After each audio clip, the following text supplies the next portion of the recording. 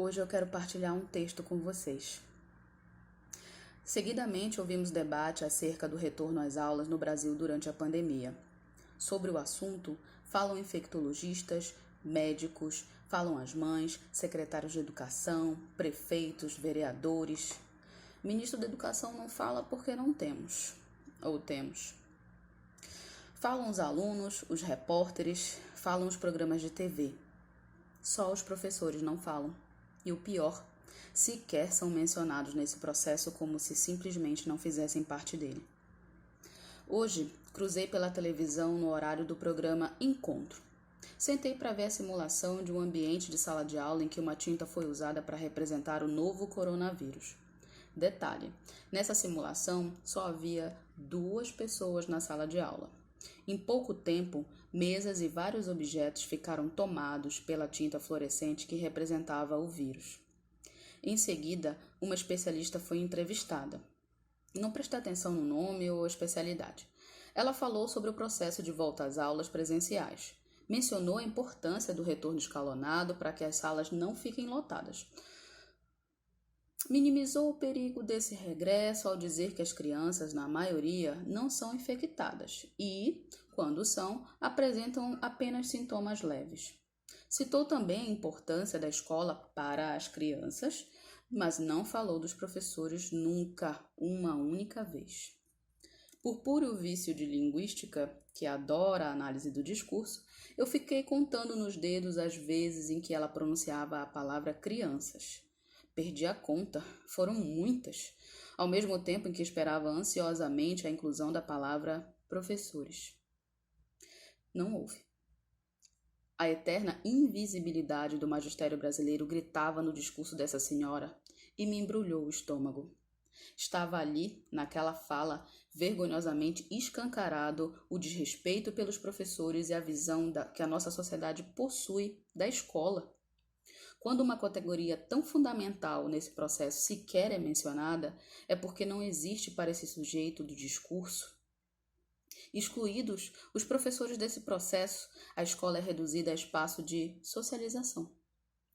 Depósito de crianças para que os pais trabalhem. Tulha para que os adolescentes não fiquem ociosos. A escola passa a ser tudo, menos espaço para a construção do conhecimento. A omissão da palavra professores, quando se referem a esse retorno, é também um desrespeito pelas nossas vidas. Como se a nossa vida, a nossa saúde, não fosse importante. Penso no quadro docente da minha escola e, através dele, traço um parâmetro. Poucos não estão no grupo de risco. A maioria possui comorbidades. Entre os jovens e saudáveis estão as grávidas. Isso sem considerar a carga de trabalho desses profissionais. Muitos trabalham em mais de uma escola, em escolas de cidades diferentes e precisam de transporte público. Fico pensando no nosso esforço, na nossa luta para manter a qualidade de ensino neste ano letivo atípico. Fomos pegos de surpresa, como todos. A maioria de nós nunca estudou para dar aula à distância. Aprendemos na marra, no susto. Nossa casa se transformou em estúdio, nosso celular em instrumento de trabalho e voz para 10 turmas, cerca de 400 alunos e mais os seus pais no meu caso. Em tempos de aulas presenciais, o meu celular estava sempre no silencioso para não perturbar. Agora também porque muitos alunos e pais não respeitam dia e nem horário.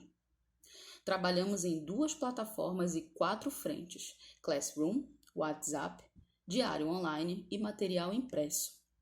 Todo dia chega uma nova exigência. A mais nova é postar o plano de aula na íntegra, também no diário online. Quando falam em retorno escalonado para os alunos. E o retorno dos professores também será escalonado? Ou teremos que assumir tudo, aulas presenciais e à distância? É sobre isso que nossos sindicatos precisam ficar atentos. Não há como dar conta de aula presencial e à distância ao mesmo tempo. Se for assim, se não morrermos de Covid, vamos morrer de exaustão. Ainda tem as lives, quase todo dia, para que professores escutem. Quando nos será concedido o lugar de fala em tudo isso? O magistério é silenciado na educação brasileira desde o Brasil colônia.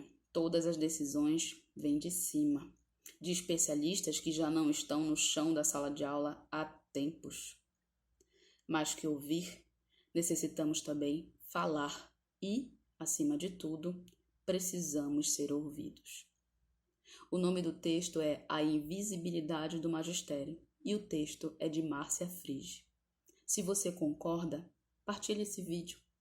Faça com que os professores também sejam ouvidos e, mais do que tudo, respeitados. Nunca esqueça, nós formamos todas as profissões.